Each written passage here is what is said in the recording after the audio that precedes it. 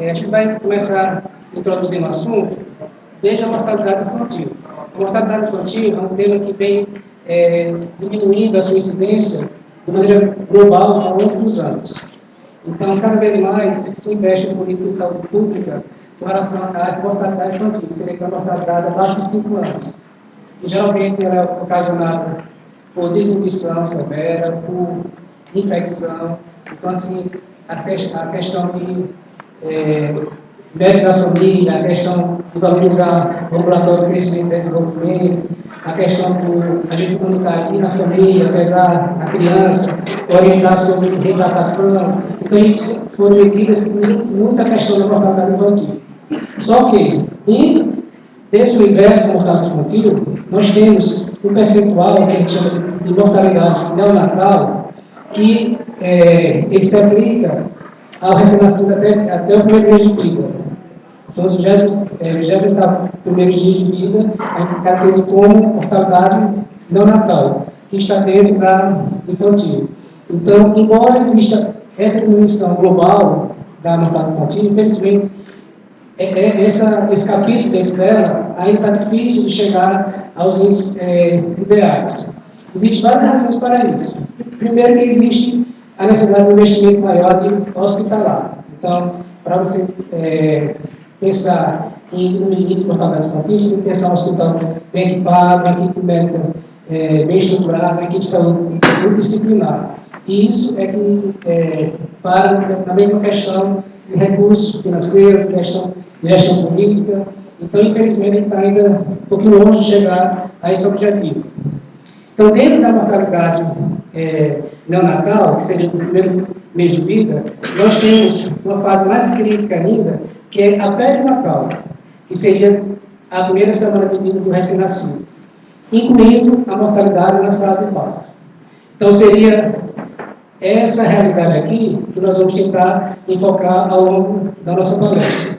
Então, nós vamos falar sobre as complicações que a gente se depara na sala de parto, que entra como estatística da mortalidade perinatal, o que pode ser feito como diagnóstico e tratamento, no sentido de prevenir esses índices, ou então diminuir a morbidade desses recém-nascidos. A mortalidade neonatal, ela tem como característica importante que ela depende basicamente de alguns fatores, como, por exemplo, uma qualidade de assistência na gestação, no trabalho de parto e o parto. Então, ao longo do pré-natal, o obstetra que atende a gestante, ela já pode fazer uma triagem dos fatores de riscos, tanto materno como fetal. Vocês viram no problema do fechamento de ontem, né? Então, isso aí já seria um passo importante para você tentar contornar ao longo da gravidez e que, na hora do parto, isso seja amenizado. Consequentemente, garantir uma sobrevida melhor para esse recém-nascido e diminuir complicações diante desses fatores de risco. As gestações de alto risco seria aquela gestação em que ocorre uma alteração na mãe ou no feto ao longo da gravidez. Então, ela corresponde a em torno de 80% a 90% da mortalidade perinatal. Então, tamanha a importância de se trabalhar isso aí, e ter essa visão, que embora seja um índice ainda alto, difícil chegar ao ideal, mas a gente tem que entender que tudo começa no pré-natal. Então, o pré-natal de baixo risco tem a função de criar esses gestantes, para passar para alto risco, e ela ter uma melhor assistência mais de perto, para ao longo da gravidez contornar as intercorrências que ela venha a ter, seja de fatores materno ou fetal. Para embasar toda essa nossa preocupação, eu vou citar aqui um trabalho que foi feito estatístico, né, entre o ano de 2010 e 2012, um serviço de referência lá no Rio de Janeiro, um serviço chamado Instituto Fernandes Figueira, que fez um trabalho, um serviço de referência tanto para gravidez de alto risco como neonatologia. Ele fez um trabalho descritivo, né, série de casos, em que ele observou 2 anos e selecionou 2.300 recém-nascidos que nasceram nesse período. Desses 2.300, 106 morreram na sala de parto. Então, a nossa população que nós vamos trabalhar e justificar a nossa fala hoje voltado para esses 106 pacientes como exemplo do que é uma realidade na sala de parto, a importância de se atentar para isso. Então, desses 106 pacientes, 21% tinha peso normal ao nascer, 34% tinha baixo peso, que seria entre 1,5 kg e 2,5 kg, 17% muito baixo peso e baixo peso extremo 26%. Somando o baixo peso, deu em torno de quase 70% de todo o total de nascidos e mortos, né, nesse período. Então, também a importância de você chamar atenção para isso. Esse trabalho, ele tinha outras variáveis, tinha malformação fetal, tinha prematuridade, tinha idade materna e outros fatores que podem influenciar. Aqui, devido ao tema que você eu trouxe inicialmente só esse aqui do peso. Lá na frente, vamos ter outras variáveis que vocês também vão estudar ao longo dos problemas. Então, partindo disso aqui, a gente conclui que esses bebês que morreram na sala de parto, eles tiveram, ao longo da gravidez, uma desnutrição, né? E, consequentemente, momentos de hipóxia, uma asfixia, que seria a falta de troca gasosa, né? E que potencializou isso aí. Quanto menor o peso, mais rápido é esse óbito. Então, ela pode ter mais precoce na sala de parto. Então, tudo isso aí é uma problemática que a gente tem que focar de maneira mais preventiva. Quando a gente fala de peso fetal, peso baixo ao nascer, seria já recém-nascido, a gente tem que recortar para o período da gravidez. E durante a gravidez, a gente pode prever aquele bebê que vai nascer com baixo peso. Então, a gente vai ver, ao longo da gravidez, o acompanhamento do feto. Então, a gente vai diagnosticar a restrição do crescimento fetal. E essa restrição, ela vai resultar naquele bebê recém-nascido de baixo peso. Então, é importante por quê? Porque você tem como direcionar para os fatores de risco desse crescimento restrito, você tem como fazer um diagnóstico e você tem como planejar o parto, no momento certo, com a equipe certa, que isso aí vai proteger mais ainda esse recém-nascido. Então, se você faz o pré-natal, uma paciente hipertensa, que está com a PA de difícil controle, você está acompanhando pela ecografia, então ele está sempre abaixo do esperado para a idade dele, então você já está adiando de uma possibilidade de lá na frente esse recém-nascido nascer de baixo peso. Então é um momento de você trabalhar de maneira mais próxima dessa paciente, para contornar isso, contornar a pressão arterial para ficar mais próximo do ciclo normal, dar orientações em relação à dieta dela, outras orientações paralelas, e o conjunto disso vai garantir o sucesso no final dessa gravidez. Para a gente ter uma noção de como a gente pode rastrear esse crescimento, a gente pode primeiro definir qual é o papel de observação da gestante ao longo dos 3 trimestres. Então, na gravidez, nós temos a cada 14 semanas de gestação, um trimestre. Então, até 14 semanas ao primeiro trimestre, de 14 a 28 ao segundo, 28 a 42 ao terceiro, que é quando termina a gravidez. Então, para cada trimestre desse, você pode, do ponto de vista propedêutico, determinar qual vai ser a sua ação dentro daquela paciente. Então, por exemplo, se eu estou no primeiro trimestre, qual é a função principal desse primeiro trimestre? É, através da ecografia, datar pela gravidez, porque isso aqui é o ponto principal para você ter condições de ver se esse bebê está crescendo restrito. Então, se você não datar bem essa gravidez, você não tem mais a ferramenta de diagnosticar o crescimento de conteúdo restrito. O segundo, se essa gravidez ela está localizada corretamente no útero, se ela está na região funda, na região istra, se ela é ectópica, fora do útero, né? E se ela é gemelar, dupla, tripla ou se não é gemelar, gravidez única. Isso aí faz diferença ao longo do crescimento fetal. No segundo trimestre, já seria uma avaliação mais morfológica. Aqui você vai fazer um rastreamento com relação à possibilidade do feto de ter uma malformação. Então, é um momento oportuno para isso, devido ao tamanho do bebê. A proporção do tamanho do bebê com a cavidade uterina favorece a você explorar bem esse bebê. A parte esquelética do bebê, a parte nervoso central, a parte cardíaca, a parte pulmonar, digestiva. Então, nesse período aqui, o tamanho do bebê favorece para isso. Antes fica mais difícil porque ele não está tudo ali exposto com facilidade para você ter certeza se ele tem um espinhemífero, se ele tem um gastrosquise. Agora, isso aqui, nesse período já está tudo bem fácil de definir. E no terceiro trimestre, já fica mais difícil a avaliação devido à posição do bebê. Então, às vezes, você só vai ver o que o bebê está mostrando, de acordo com a posição dele para o útero. Então, o momento certo para avaliar a anatomia do bebê é no segundo trimestre. No terceiro, seria vitalidade fetal e crescimento fetal. Crescimento fetal você vê ao longo de todos os trimestres, né? Mas, assim, ele é especificamente para isso. Por quê? Porque no terceiro trimestre você já passou aquela fase de dar para a gravidez, já passou a fase de rastrear a formação, e aí você quer ver o bem-estar do feto. Então, quando você fala bem-estar fetal, você está diante de um questionamento, você está bem oxigenado. Então, quando você está falando sobre bem-estar fetal, é a mesma coisa que ele está com muito oxigênio esperado para a idade que ele está. Isso aí você tem essa informação através de sinais indiretos que você pega na ecografia.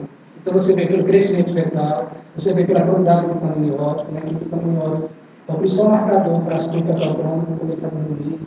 Você vê pelo movimento fetal na hora do exame. Então, essa questão do nível de oxigênio, você vê através de maneira indireta, através de sinais ecográficos. Então, isso você direciona no terceiro trimestre. Já pensando que, se você vê que está um bebê que está fora do que é ideal para a vitalidade fetal dele, então já tem que ver mais de perto para ver até quando ele vai chegar para o parto, para não deixar essa reserva de oxigênio piorando e ele nascer e continuar cada vez mais difícil de adaptação. Então, esse praticamente seria o desenho que a gente faz na gravidez com relação a isso. Lembrar que o baixo peso fetal é aquele inferior ao percentil 10, né? E ainda, com relação a esse crescimento restrito, nós temos ainda um leque de opções para direcionar a causa e conduta. A gente pode dividir essa restrição de crescimento em 3 tipos. O tipo simétrico, corresponde a 10% dele, ele ocorre por ele mais precoce. Então, lá no primeiro trimestre, já vê que o bebê está com diferença bem grande em relação ao que é esperado nas curvas dele. Seja com relação ao perímetro cefálico, seja com relação à circunferência abdominal, seja com relação aos ossos longos. Então, quando você está diante do crescimento precoce, ele geralmente é todo simétrico, ou seja, ele é por completo pequenininho. Então, a cabeça está pequenininha, o bracinho está pequenininho, o abdômen também, de maneira simétrica. E quando isso acontece, chama atenção para quê? Que a causa dessa restrição de crescimento é o próprio feto. E a grande maioria é causa genética cromossômica. Então, isso aqui é importante até para você orientar o paciente e também, diante dos casos extremos, você ter uma orientação com a futura gravidez. Então, às vezes, tem coisas que você não tem mais como contornar nessa gravidez, mas serve como um aconselhamento para a futura gravidez. Então, diante das cromossomopatias, então você pode diagnosticar e estudar ela, ver se ela tem incidência de repetição na futura gravidez, se a paciente precisa fazer algum planejamento mais específico para a próxima gravidez. Então, tudo são informações importantes que a gente encontra através desse entendimento aqui. E, geralmente, você tem os fatores genéticos, como já falei, são os principais com relação a esse tipo de crescimento, que é simétrico, as infecções congênitas, né, quando a paciente, durante a gravidez, no primeiro trimestre, pega a toxoplasmose, passa para o bebê, né, o belo, o megalovírus. Então, uma das coisas seria esse crescimento simétrico. E fatores ambientais, né, como drogas, que vocês viram ontem, e radiações. O outro tipo de crescimento é o assimétrico. Ele corresponde à maioria desses crescimentos do proteíno restrito. E qual a importância disso? Que a principal causa desse crescimento é a causa materna. Então, as operações da mãe, ela praticamente corresponde a 70% das complicações do recém-nascido na hora do parto. Então, ele ocorre de maneira assimétrica, né? Então, ou seja, o que chama a atenção é que existe a circunferência craniana, existe os ossos longos, existe a circunferência abdominal. Então, a abdominal fica pequenininha em relação às outras proporções dos outros perímetros, né? Por quê? Porque vocês viram também no processo da mulher que quando o bebê está em sofrimento, existe uma priorização da vascularização, que é quando ele está centralizado. Então, ele vai poupar o cérebro, vai poupar as sucras renais e o coração. Então, consequentemente, o abdômen, que tem os órgãos menos vitais, com relação naquele período, né, eles são deixados em segundo plano. Não pode voltar oxigênio para o cérebro, nem para o coração, nem para a suprarrenal. Isso a gente chama de centralização fetal. É uma própria adaptação do feto naquele momento de hipóxia. E se estender esse período, então, é tipo um racionamento, né, que vai durar até quando aquela reserva permitir. Então, vai chegar um momento que não vai ter reserva e ele entra no fetal agudo. Que seria assim, tem que resolver, senão ele morre intrauterino. Mas, enfim, por isso que ele é assimétrico, porque ele tem essa priorização com relação a direcionar a circulação para os órgãos mais longos. Por isso que uma das complicações do recém-nascido é a repolita ulcerativa necrotizante, né? Então, por isso, pela falta de circulação no intestino. E que a principal causa, como eu já falei, a causa materna está relacionada com insuficiência placentária. Vocês viram também no saldo da mulher. Que geralmente tem relação com as síndromes hipertensivas. E um terceiro tipo é um pouco borderline. Então, assim, a proporção de percepção dos dois níveis de crescimento. Ela corresponde a 10%, né? Ela geralmente se apresenta no segundo trimestre, ela interfere mais com a fase de hiperplasia e hipertrofia do crescimento. Existe um comprometimento cefálico e os ossos longos, mas assim, de maneira... No primeiro trimestre, ele é todo simétrico, né? Então, assim, existe nesse tipo de crescimento já uma simetria leve com relação aos seus parâmetros, né? E geralmente também está relacionado com fatores ambientais. Então, só para lembrar, primeiro trimestre é 14 semanas, segundo 14 a 28, terceiro trimestre 28 a 42 semanas. Então, diante disso, nós temos, como eu já falei, alguns fatores de risco. Né? Nós vimos que o crescimento intrauterino simétrico tem mais relação com a parte fetal. Né? Então, nós temos alterações genéticas, malformações congênitas, infecções e gravidez múltipla. Nós temos também como fatores que influenciam isso, fatores placentários, né? Alteração da placenta circunvalada, que é quando ela é lobulada, né? Então, assim, a vascularização fica mais incompleta com relação à ligação entre os lóbulos, então isso diminui o aporte de sangue para o feto. Os tumores na placenta, a inserção medicamentosa do cordão, que em vez de se inserir na massa placentária, insere-se na membrana da placenta, né? E a tela umbilical única e a própria malplacentação, que seria uma falha mesmo na estrutura vascular da placenta. Vocês viram no fechamento anterior. Os fatores maternos, as síndromes hipertensivas, em primeiro lugar, as cardiopatia maternas, anemias, carenciais, diabetes, doenças autoimunes, trombofilias e desnutrição. E os fatores ambientais, vocês viram também já drogas, álcool, tabagismo, estresse e ansiedade. Aqui, só para vocês entenderem, quando a gente está diante de um feto, então nós temos essas tabelas aqui, que a gente coloca no laudo das ecografias, né? Então, a maior parte dos aparelhos já tem um software que já tem todas essas tabelas já no próprio aparelho. Então, você só vai selecionar a tabela que já sai no laudo. Mas quem usa aparelho e não tem o software, existem essas tabelas. Por exemplo, você tem um bebê com 27 semanas. Você fez a biometria dele, ele está em torno de 1.000 quilos. Aliás, 1.000 gramas. 1 quilo. 1 quilo, 1.000 gramas. Então, colocando aqui, ele está no percentual de 50, né? E a média de todos os bebês pegados dele se encontra aqui, mais ou menos próximo desse peso. E nós temos o que a gente chama de adequado, né? Tem entre o percentil 10 e o percentil 90. Então, você vê que é uma janela considerável de variação, né? Então, ele poderia, aqui seria 1.240 também, está errado aqui. Então, ele poderia variar de 800 a 36 gramas até, no máximo, 1.240. Essa janela de diferenciação entre o mínimo e o máximo é porque ele já abrange, né, aquela diferença racial, a constitucional. Então, assim, dentro do que é adequado, cada feto é pessoa normal. Então, esse é um entendimento que tem que ter também. Então, assim, dentro do que é adequado, cada um vai ter o seu potencial genético e vai ter fatores que vão interferir nisso, né? Aqui com relação à circunferência abdominal.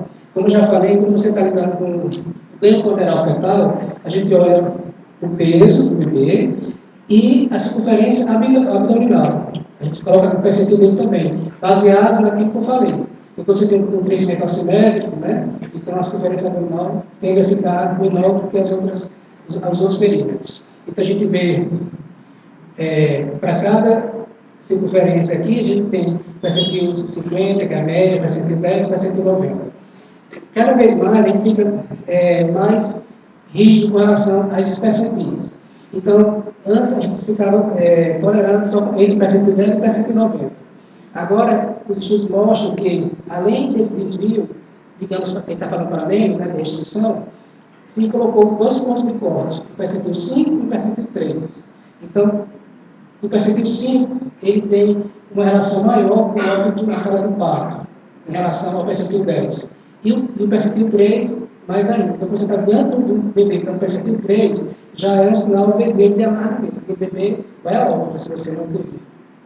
Então, assim, a gente vai mudando os percentis, vai ficando mais exigente com ele, para chamar a atenção da equipe e da própria paciente com relação a isso. Para qualquer idade? Seria mais um terceiro de qualquer idade, né? Mas, assim, o que é mais importante é o terceiro trimestre de vida para o fator materno. Então, quando você faz um acompanhamento progressivo, né, então, é mais pensando naquele terceiro trimestre assimétrico. Você também pode ver esse crescimento através do exame físico, né? Então, você mede o fundo uterino, né? Existe uma tabela que você coloca a idade gestacional que se encontra no bebê e o fundo uterino, que é da síntese pública até o fundo uterino, a altura uterina, pode ser. Então, a altura uterina você mede pela síntese pública até o fundo do útero. Encontrou uma medida de centímetros, procura aqui no gráfico, une com a idade que está, e você localiza que está dentro do que é esperado, entre o limite inferior e superior. Então, a gente tem que lembrar que a obstetrícia, ela existe antes e depois da ultrassom. Então, a ultrassonografia vem para revolucionar a obstetrícia. Mas a gente nunca pode esquecer que o exame físico é fundamental. Então, está acima de tudo. Então, no seu consultório, no seu ambulatório, no seu LAMIES, quando você mede o fundo uterino da mãe, e você vê que está um desvio para mais ou para menos, você já chama atenção para alguma coisa. E a ecografia vai apenas confirmar. Você pega um fundo uterino que está acima do que você imaginava, então você pode pensar que aquele bebê é gemelado, que aquele bebê é GIG, ou existe um erro de data. Ao contrário, você pode pensar que é um feto que está crescendo restrito, né? Que tem um erro de data também. Então, assim, são fatores que na anamnese, no exame físico, vai lhe ajudar com relação a esse raciocínio. Mas sempre lembrar que o exame físico nunca pode ser deixado de lado. Então, é importante sempre a gente ter essa noção, porque a ecografia é apenas um exame complementar. Se você não souber a informação que o exame passa, você vai cair em várias funções de equívoco. Você vai interpretar de maneira equivocada, você vai valorizar coisas de maneira equivocada e o contrário também. Vai deixar de valorizar coisas que vai colocar em risco o bebê. Então, a gente tem que ter consciência, a gente tem que ter entendimento da situação, e os exames são complementares. Então, dentro dele, eu vou ter um raciocínio clínico, diagnóstico e terapêutico. Aqui, para lembrar que, como já falei, datar bem a gravidez é fundamental. Então, no primeiro trimestre, a primeira ecografia tem que ser, de preferência, até no máximo 12 semanas. Por quê? Porque a gente mede o comprimento da cabeça até a nádega, que a gente chama de CCM. Não entra os braços nem as pernas. Então, essa medida aqui, ela é bem precisa. A mais de erro dela é até apenas 3 dias, para mais ou para menos. Então, ela que realmente data a gravidez. Se chegar uma paciente para mim, que ela deu a data da menstruação, que a gente vai encontrar o tempo da menorreia, deu, digamos, 30 semanas, que até aconteceu na emergência semana passada. Então, se ela não tiver nenhuma ecografia precoce, não tem como saber se realmente aquele bebê está crescendo bem, não tem como saber se ela chegar com 41 semanas, se ela já está próximo do final da gravidez. Então, ela perdeu a chance de tratar a gravidez. Porque o que ela está trazendo para mim é apenas o tempo da menorreia. O tempo da menorreia é uma coisa, e a idade gestacional, a idade do bebê é outra, que a gente só encontra através desse CCM. Se ela chegar para mim, a primeira ecografia for depois de 12 semanas, você vai datar, mas a margem vai aumentando. Então, vai ser de 12 até 22 semanas, mas já vai 2 semanas, de 22 a 28, 1 semana e meia, até no trimestre de 10 semanas, ou seja, não serve para datar. Então, por isso que é importante a primeira ecografia ser no primeiro trimestre, até no máximo de 12 semanas, para você ter confiança que realmente é a idade do bebê. Porque tudo na obstetrícia baseia-se na idade do bebê. Aqui, para vocês terem ideia também da importância e influência que é. Aqui nós temos o percentil do recém-nascido ao nascer, com o índice de mortalidade e mortalidade. São duas curvas que caminham juntos e que a gente quer ficar distante delas, né? Mas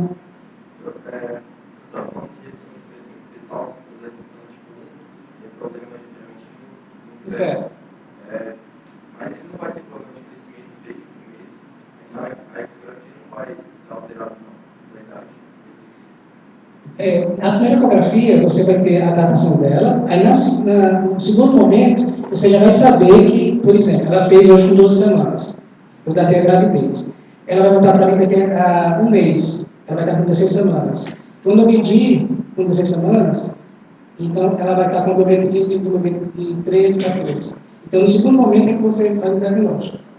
Entendeu? Então, aqui, voltando aqui às curvas, você vê a gravidade que é a relação desse percentil.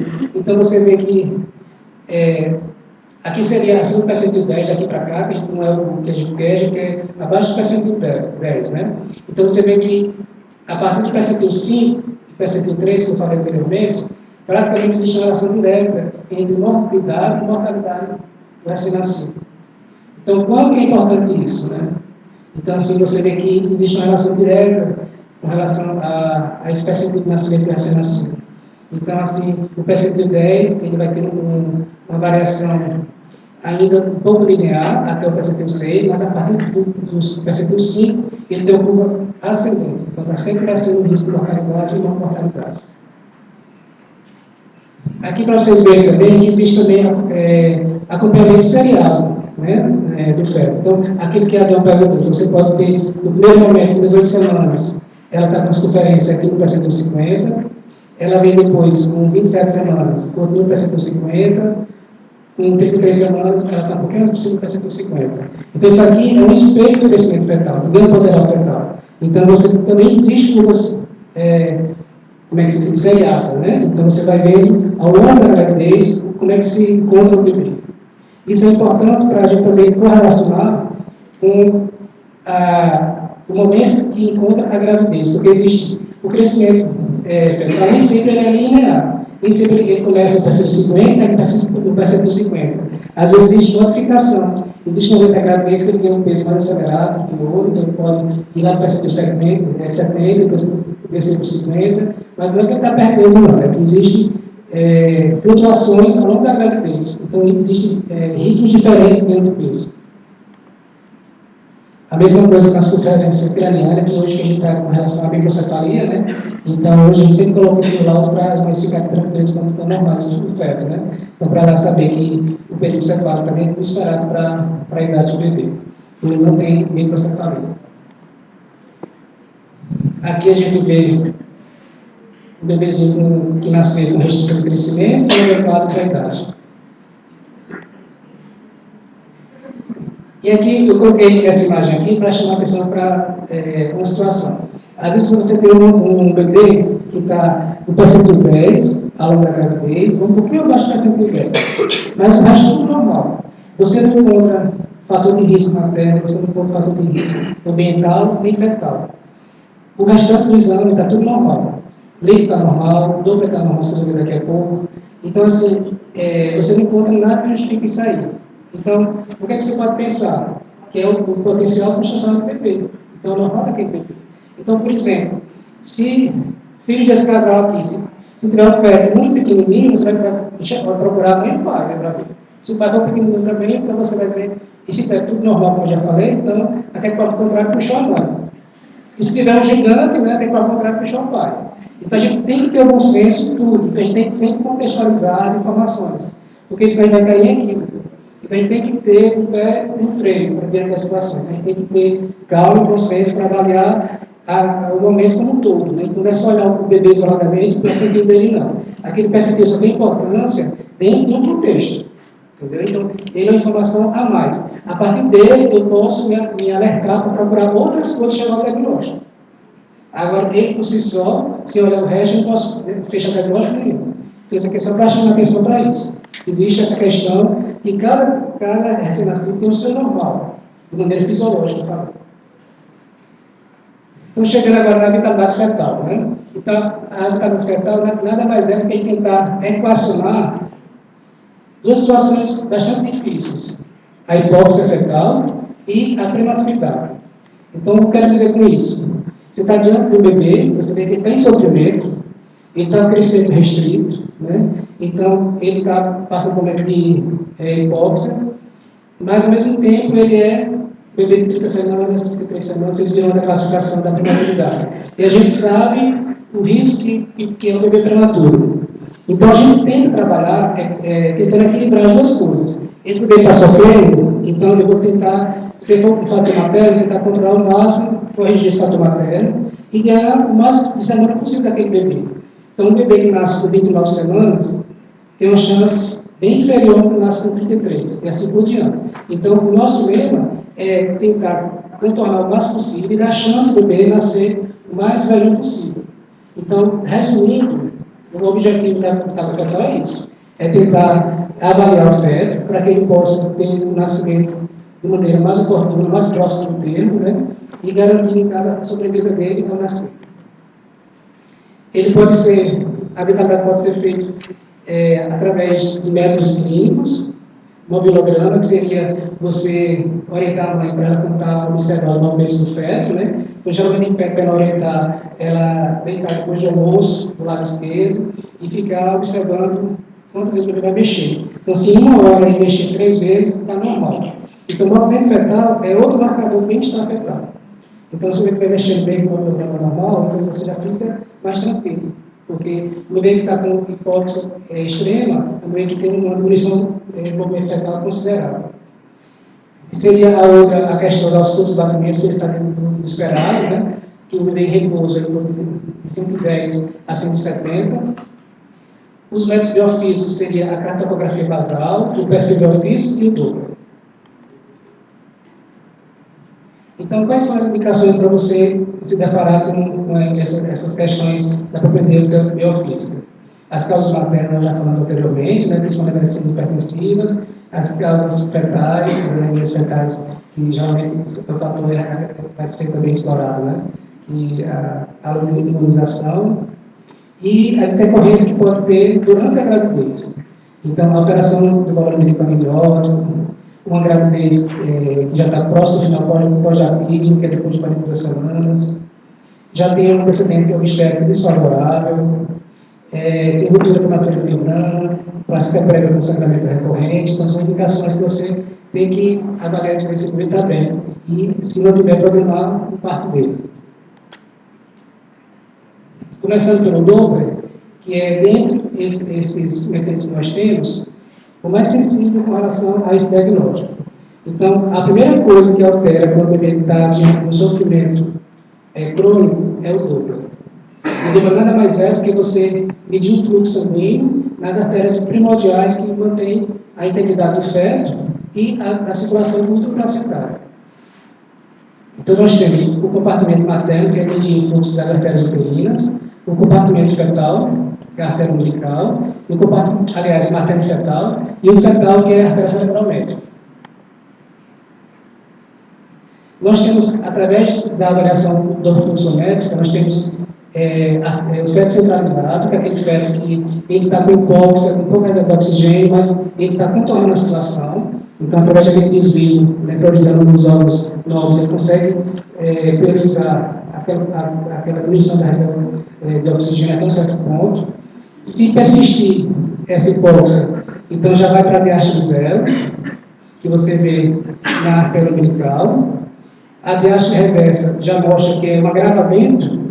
Isso aí é uma cascata, né? Vai só piorando, né? Até chegar na alteração do ducto venoso. Então, isso aí, o bebê já está em iminência de óbito intrauterino. Então, o ideal é que você tenha que controlar a situação até centralização fetal. Isso não se diz que você possa ver todos os dias esse bebê, então aí se arrisca até diástole zero, diástole reversa, mas chegou aí você interrompe a gravidez. E aqui para vocês entenderem, a artéria umbilical, você vê a diástole cheia aqui, do fluxo, você vê ela já com resistência aumentada, porque qual é o entendimento do Doppler? Para vocês entenderem aqui. Nós vamos trabalhar 3 vasos, né? A umbilical, a cerebral média e a artéria uterina, principalmente nessas 3. Aqueles 3 compartimentos que eu falei anteriormente. Então, a gente tem que entender o que a gente quer procurar nesse vaso. para a seleção normal ou alterada. Por exemplo, a artéria umbilical, o normal dela vai ser um vaso de baixa resistência. Ou seja, está muito fluxo dentro dele. O fluxo passa com facilidade dentro dele. Então, esse é o normal. Quando o bebê começa a ter hipóxia, existe uma inversão desse fluxo. Começa a aumentar a resistência dele. Então, a diástase começa a diminuir. E isso vai um efeito em cascata, até chegar diástase zero sem diástase, né? E a reversa, o fluxo fica abaixo da linha de base. A cerebromédia, o normal dela é o contrário. Por ser um nobre, né? Então ele é muito seletivo, então a artéria cerebral ela só vai irrigar o cérebro. A artéria umbilical ela vai irrigar os demais órgãos do bebê. Então, coração, pulmão, fígado, intestino. E a cerebromédia vai direcionar só para o cérebro. Então, o normal deve ser de alta resistência, porque ela não precisa muito de fluxo, porque vai só para o cérebro. À medida que ocorre hipóxia, a inversão é o contrário, ela começa a diminuir a resistência dela, fica cheia, para facilitar o fluxo para ela. O ducto venoso, que é essa imagem aqui, isso aqui é a imagem normal da onda, né? E cada vez mais vai ficando com a onda reversa, que mostra o comprometimento disso. E a veia umbilical, que o normal ela não tem pulsação, ela começa a pulsar. Isso aqui já agonizando para ir a óbito. Aqui mostrando que a cerebromédia, ela sai daquele polígono de vírus, né, que vocês viram no neuro, né? Então essa é a cerebromédia, que tem o local certo de medir. Então, dobro depende muito do examinador. Então, com a mudança do seu braço, você pega um ângulo diferente e dá falso resultado. Então, é examinador dependente. Aqui as artérias uterinas. Então, as artérias uterinas, fora da gravidez, né, então, o normal dela são vasos de alta resistência. Tanto a artéria uterina, a artéria ovariana, os órgãos pélvicos. Na gravidez, vocês viram que ocorre aquela modificação ao longo da 26ª semana, né, que é a segunda migração de célula. Então, a artéria fica mais elástica, justamente para não faltar fluxo para a placenta. Então, isso é o que se espera da artéria uterina normal aqui, no caso. Com o diástole aqui. Quando existe uma má placentação, quando a paciente tem uma hipertensão, existe uma má placentação da formação dos vasos, então esse padrão que é o normal fica com alta resistência com cisuras, que é essa curvinha aqui para baixo. Então isso aqui transmite uma insuficiência placentária. Então você pode dar esse diagnóstico da insuficiência placentária na ecografia através de quê? Do crescimento restrito, da diminuição do líquido amniótico, e alteração das uterinas. Então, você vai se somando para fechar o diagnóstico de insuficiência placentária. A cartografia também é outra maneira de avaliar. Você tem... Você só passa aqui, tem um traçado. Próximo.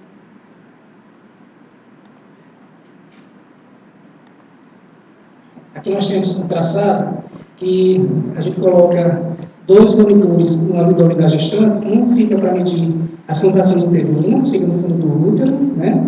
E o outro fica do lado do dorso do feto, né? Para ver o coraçãozinho. Então, esse traçado aqui vai fornecer também a reserva de oxigênio do bebê.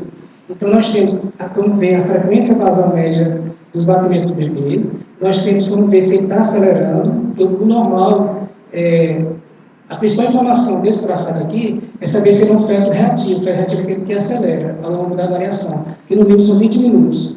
Então, se tiver um bebê que a frequência basal é sempre linear assim, então mostra que é um bebê que está com baixa reserva de oxigênio.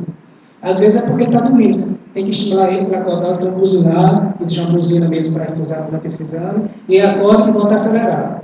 Mas assim, você tem que ter uma aceleração para fazer ficar normal, né?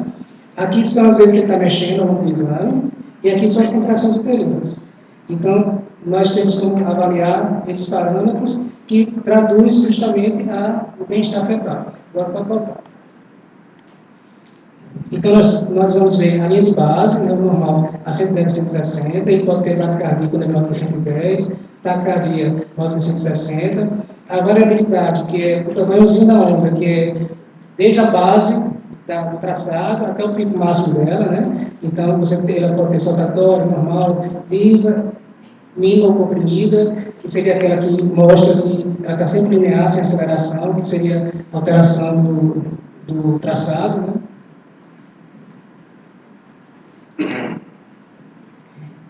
Acelerações transitórias que a gente espera, né? Que seria sair da linha de base do traçado, no mínimo 10 batimentos para cima, né? Então você pode ter de 10 a 15 batimentos, mas sim, no mínimo 10. E desaceleração, que é o contrário, que é abaixo da linha de base. Na desaceleração, a gente tem algumas particularidades. Nós temos, quando ela ocorre junto com a contração, por isso que a gente observa no traçado as contrações de baixo. Porque se tiver uma desaceleração, você não pode ver ela isoladamente, você tem que ver se está tendo contração embaixo. Porque se for na hora da contração, é normal. Porque tem aquela hipófise que é fisiológica, depois recupera. A gente chama de DIP1. Então, DIP1 é fisiológico, durante o trabalho de parto. As tardias, que é logo após a contração, durante a contração está mantendo os batimentos, terminou a contração e que ele afundou. Então, isso que traduz que o feto não teve energia suficiente para manter a contração. Então, ele suportou a contração, mas logo que terminou, ele caiu a frequência, mostrou que está com pouca reserva de oxigênio. E o tipo 3 são aquelas variáveis que não tem nada a ver com a contração. Você vê uma desaceleração, não tem contração. Geralmente é asa do cordão, do pescoço, né, compressão. Pode passar. Essa cardiografia, a gente faz em mulheres que apresentam que já suspeitam de insuficiência renal? Não, é um exame a mais. Né? Então, por exemplo, a partir de 27 semanas é que ela pode fazer, porque antes disso não tem ainda o neuroeixo formado por feto. Então, ele não vai ter aquela reatividade fetal. Então, se você mexer com ele, ele não vai mudar em nada.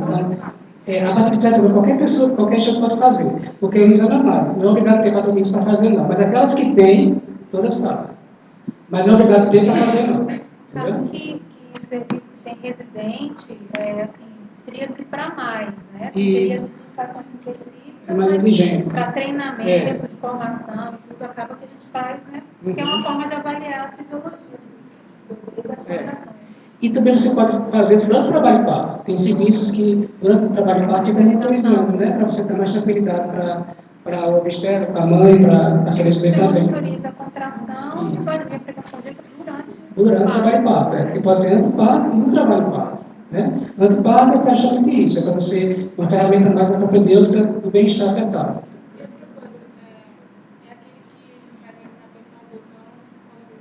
Que é aquele sinalzinho do movimento fetal, é meio que aperta na hora que está mexendo. Porque, por exemplo, aqui tem essa imagem aqui, ó. Então, aqui seria para a contração do uterino, aqui seria o dorso do feto para os batimentos. Na outra mãozinha dela aqui, não dá para ver, mas ela está com bastãozinho igual isso aqui. Aí aperta aqui, ó. Então, ela tem que ficar concentrado durante o exame. Aí ele marca no gráfico. No gráfico. Vai sair, eu acho, no gráfico ele mostra. A posição, ela tem que estar sempre sentada. Nem pode estar deitada, nem sentada, sempre sentada, 45 graus. Sorrindo com contração, tá? Pode passar. Você bota o gráfico só para mostrar. Então, aqui seria o movimento fetal, lembra que eu mostrei? Ó? Então, sempre que ela apertar, vai aparecer isso no traçado. Então, esse bebê mexeu 6 vezes. Então, sempre que ela aperta, aparece aqui. Oi?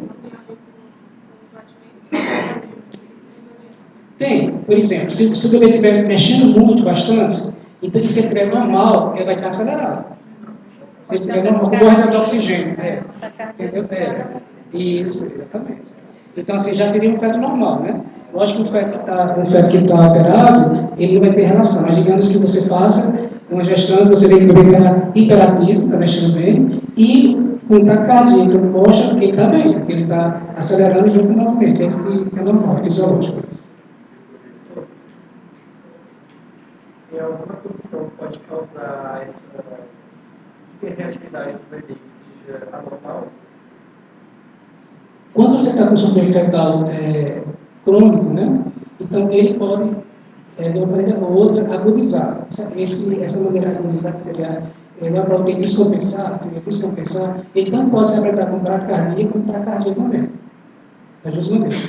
Então, o sofrimento fetal tanto pode se apresentar com bradicardia abaixo do 110 batimentos e se manter, né? Como ao contrário, no início da agudização, ele pode ficar com taquicardia. Geralmente quando o batimento está. Quando é um sofrimento fetal agudo, aí vai ter uma No início pode ter. Aí quando é Que mais seria como fosse uma crônico, já dispensação. não É. Quando aquele agudo já se instalou há um certo tempo, né? Então ela já fica bradicardia sempre. Ele abre com taquicardia e mantém o brado.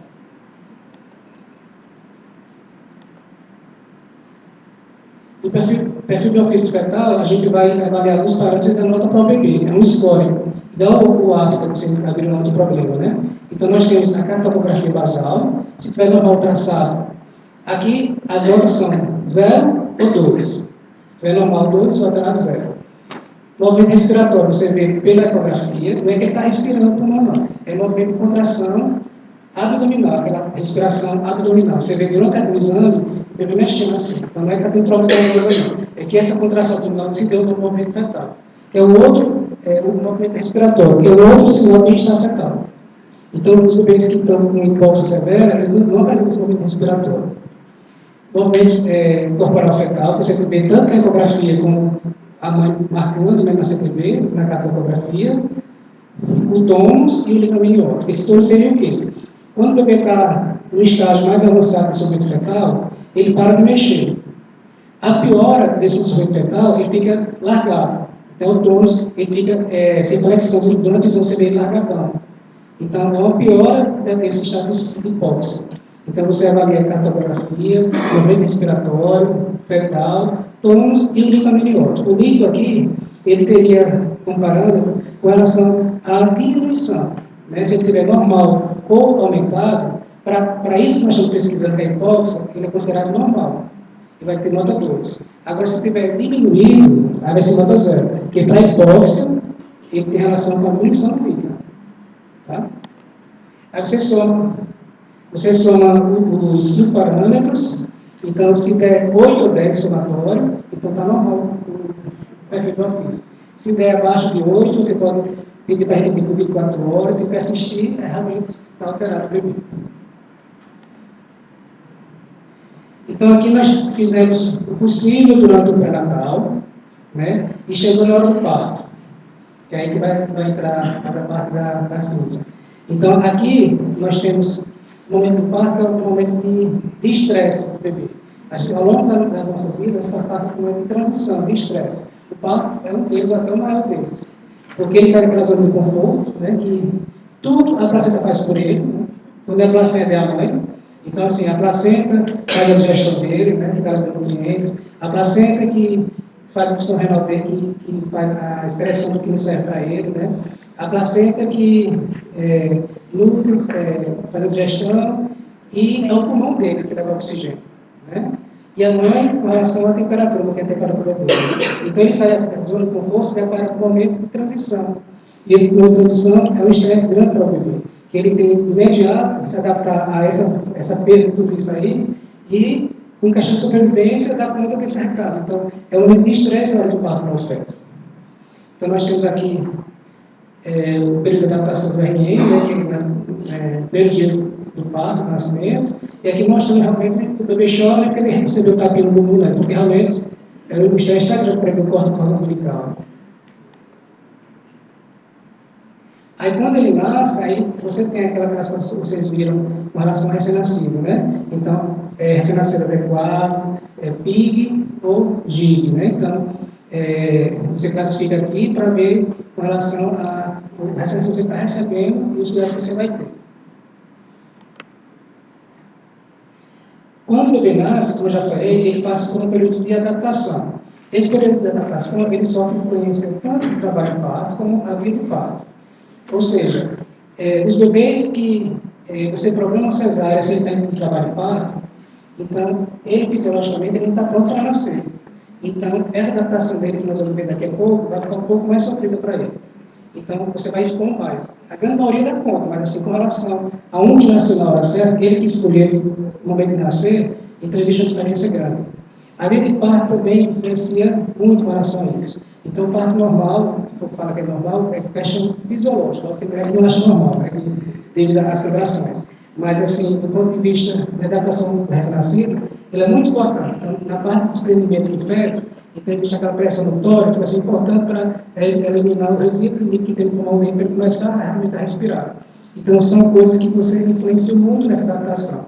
Outra coisa, durante o trabalho parto, se for bem conduzido, você pode diagnosticar momentos de sofrimento fetal ali.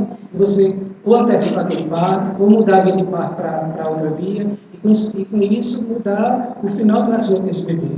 Então, o trabalho do obstetra tem um pré-natal, seus 9 meses, né? Mas todo aquele trabalho bonito que ele fez no 9 meses, se na hora do trabalho de parto, ele passar a bater de algum sinal de sofrimento fetal, tudo aquilo vai de água abaixo. Então, continua a mesma vigilância ou até maior no trabalho de parto. E a adaptação principal que vai sofrer é circulatória, respiratória e interna.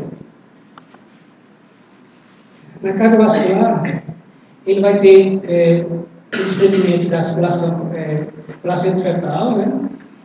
Com isso, ele vai começar a ter também aumento do fluxo sanguíneo pulmonar, que o pulmão do feto ele é preenchido por líquido, né?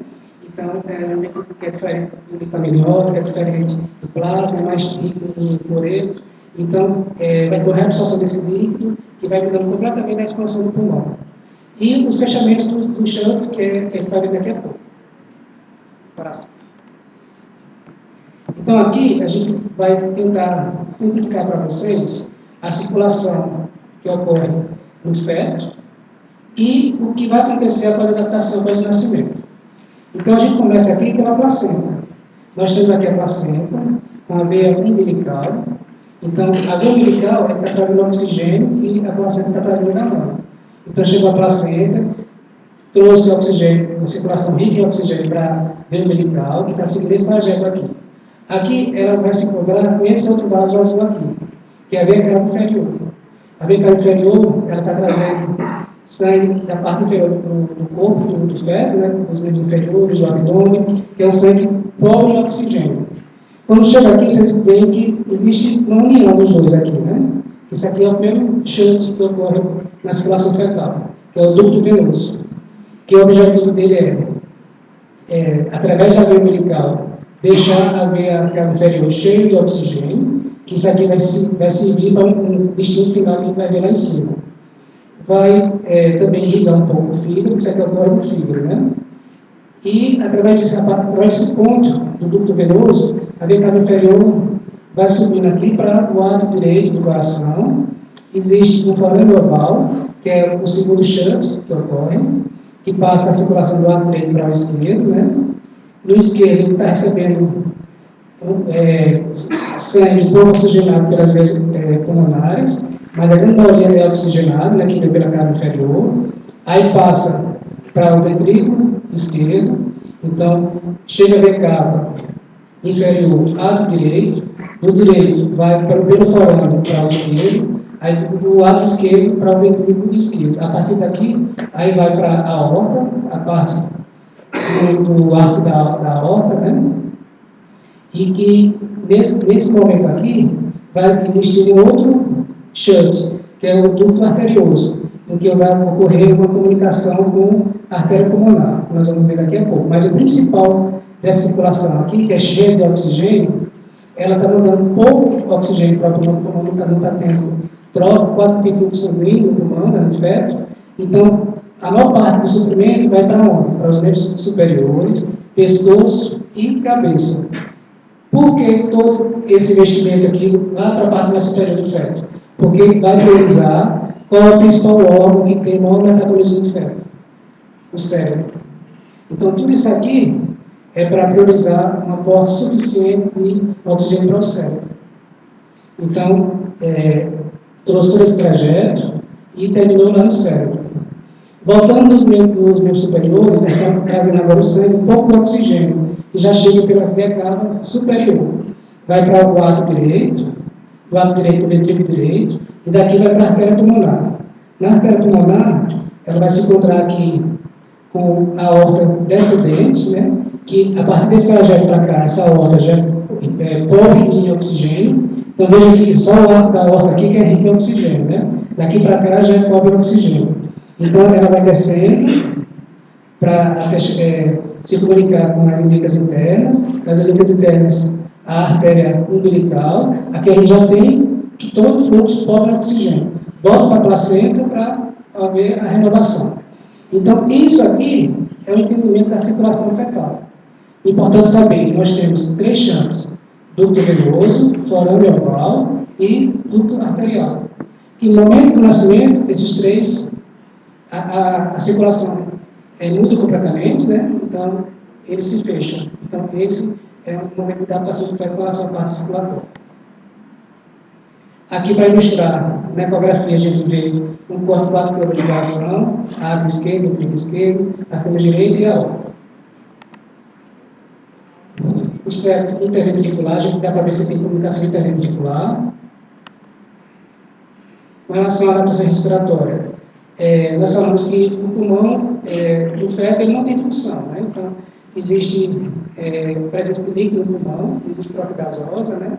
Então, ao longo da gravidez, ele vai se preparando para o processo de troca gasosa. Vocês viram que começa com 24 semanas, né, a produzir o surfactante, que é o início da produção, mas que se estende até o final da gravidez, né? Então, de 27 semanas, aí começa a ter aquela expansão da membrana capilar, que vai dar possibilidade, né, da troca gasosa, e com 35, 36 semanas é que começa realmente a ter o crescimento dos alvéolos, né, para realmente o surfactante agir e ter a expansão do pulmão, e assim ocorrer a troca gasosa com a função respiratória. Diante disso aí, a gente pode ter, normalmente os fetos passam por isso de maneira tranquila, mas ele pode se deparar com situações que fogem do esperado. Esse momento de adaptação, o feto pode ter até 24 horas para se resolver. A grande maioria ocorre antes, com 4, 6 horas de vida já está tudo adaptado, mas pode se estender até 24 horas considerado normal. Você pode ter um bebê que teve uma adaptação inadequada respiratória, com capilha transitória do recém-nascido, que nada mais é do que aí resíduo grande de líquido no pulmão, então aquele pulmão está encharcado, né? Então houve uma demora na reabsorção dele, e o bebê pode apresentar essa capilha que às vezes ela é auto-limitada, né? E geralmente você pode ter situação de acordo com uma má assistência do trabalho em parto. Pode passar muito, de uma hidratação muito normal para a gestante, né? Que isso aí passa para o feto, que é aumento do volume, né? Então, às vezes tem relação também com pacientes cardiopatas, com pacientes com hipertensão, também um fator que vai se desenvolver. Assim, da angústia respiratória, da doença da pneumonia, quando o surfactante não foi necessário para desenvolver realmente a função respiratória, né? Então, você tem essa alteração, que o bebê tem aquele gemido, né? Então, tiragem intercostal.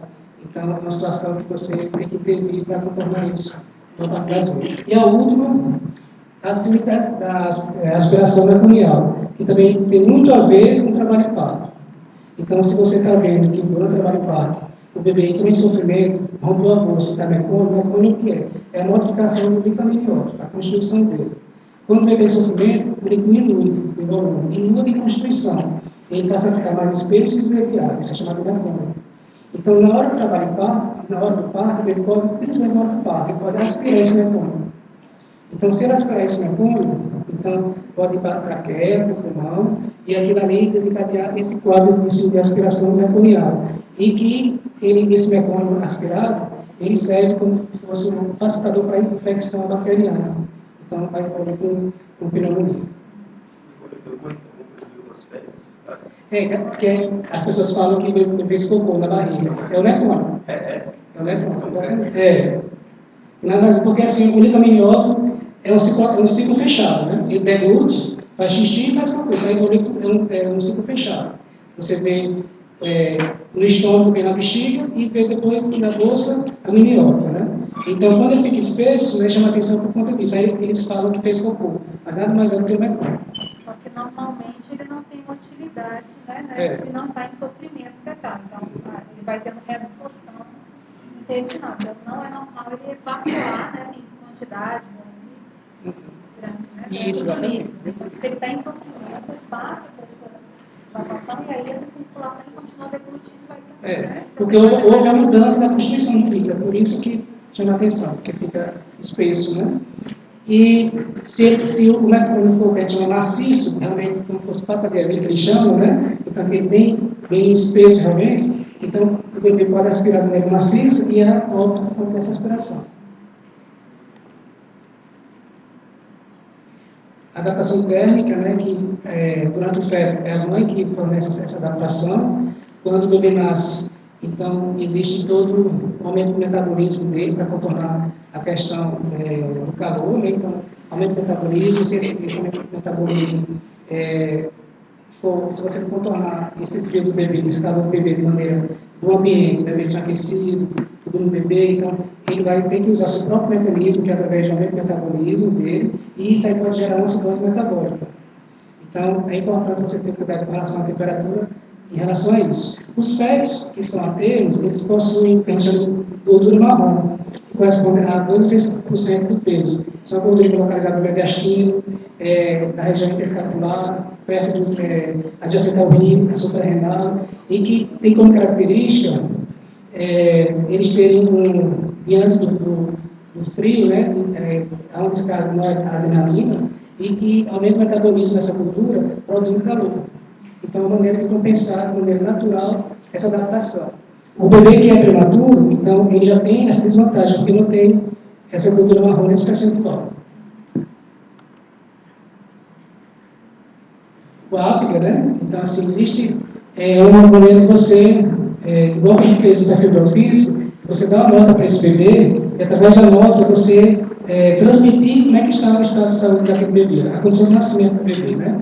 Então, nós temos alguns parâmetros que nós vamos avaliar: frequência cardíaca, respiração, irritabilidade reflexa, tônus muscular e corpo. Você vai dar nota 0, 1 ou 2. Né? Frequência cardíaca, se estiver ausente, 0. Maior do que 100, 1. Maior do que 100, 2. Respiração, se tiver um choro forte, normal, 2. Lento e irregular, 1. Irritabilidade reflexa, é você estimular o bebê, né? Então ele faz careta, 1. Ele tosse, espirra, ou então chora. Então, o instinto tato, né? Então, está dentro da irritabilidade reflexa. O tônus muscular, então, se ele tem movimentos ativos, 2. Se ele faz alguma flexão, 1. Então, se está flácido, aquele tônus que eu falei do perfil, é 0. E a cor, completamente rosada, então normal, 2. Cor rosada com extremidades azuis, 1. Azul ou pálido, 0. Então, você faz o somatório e nós vamos encontrar o resultado. Se o ápiga for de 7 a 10, ele está bem. Se tiver 4 a 6, vai ter vigilância e talvez reanimação. Abaixo de 4, reanimação. Então, volta naquele trabalho que eu falei, lá. Só comentar. Certo, deixa eu voltar. Voltar. A questão do ápiga, né? Assim, se o ápiga está 4, necessariamente esse bebê perdeu vários parâmetros que são assim, ele não deve estar respirando, não deve estar. São sinais que é um bebê que está com vários sistemas comprometidos. É só assim, uma correção desse comentário, né, Alex? Assim, ele vai precisar de reanimação, mas o que indica a reanimação é a questão da avaliação de frequência cardíaca e a respiração, né? São esses fatores que no ápiga 4 vão estar comprometidos. Então, não é assim, o bebê com ápiga 4 que indicou, foi porque o ápiga 4 ele vai ter frequência cardíaca comprometida e está em apneia. Né? Então, o bebê que não respondeu aquela sequência, né, de avaliação. Né? Só pra... E você vai avaliando e já fazendo a conduta ao mesmo tempo. Você vai esperar e piorar. Dentro de 1 minuto. Então, o ápiga no primeiro minuto. Sim, isso aqui, voltando àquele trabalho que eu comecei falando sobre quem mostrou a questão do crescimento no Rio de Janeiro, de 106 casos, né? Então, daqueles 106 casos, 70% teve crescimento pequeno restrito, e aqui, o outro parâmetro que eu trouxe para vocês foi com relação ao ápiga. Então, ó, daqueles 106 casos, no primeiro minuto, então só 2 foram menor que 7. E 104 menor que 7. No quinto minuto, menor que 7, só 1, quer dizer que só um que conseguiu recuperar, o piorou, né? Aliás, o piorou e o manteve, e menor que 7, 105. Então, isso aqui mostra o quê? Que existe também uma relação direta com relação a baixo peso, resultado ao nascer, que é o ápiga, e que traduz isso aqui, com relação à mortalidade perinatal. Seria o bebezinho aqui, sofrimento. Diante do resultado desse ápiga, né, então tem o que é feito dentro da situação é uma coisa que vai se fazendo, ao mesmo tempo que vai avaliando. Você vai esperar um quinto minuto para depois tomar uma atitude, uma coisa progressiva. Você vai avaliando também e vai fazendo, como você falou. Então, nós temos aqui a reanimação do ABC, só vai ter protocolo ABC, né? Então, o A seria manter as vias aéreas prévias, então você estende a cabeça, o pescoço, aspira o nariz, a boca, às vezes, aspira a traqueia também se encher de mecônio, né? Então, tenta manter as vias aéreas prévias. O B seria iniciar a respiração, né? Com uma ventilação, pressão positiva, né? Com máscara, então, com tubo traqueal. E o terceiro estágio seria mesmo manter a circulação através de massagem, né? E medicamento. Então, o objetivo de todo esse nosso trabalho seria o quê? A gente sempre lança mão todos os recursos que a gente tem em condições para que nós tenhamos esse recém-nascido aqui. Nem sempre é possível, mas quando a gente se depara com um bebê assim, a gente tem que transformar esse bebê aqui. Eu acho que isso aí é a filosofia, tanto da obstetrícia como da neonatologia. A gente trabalha junto com esse objetivo aqui. Então, sempre deixar o bebê saudável com a mãe feliz. A gente trabalha sempre com o obstetra, né, o binômio, né, mãe e filho, e aliado na hora do parto a isso. Só ressaltar que, às vezes, a gente se depara com situações inusitadas. Você tem um gravidez de baixo risco, que foi tudo normal, durante o trabalho de parto, teve alguma intercorrência inevitável, e que o bebê nasceu em condições precárias. Então, existe isso também. Então, assim, a gente nem sempre tem como diagnosticar, e nem sempre existe novidades ao longo da gravidez. Tem coisas que acontecem na hora do parto, realmente, e que muda a situação do nascimento do bebê.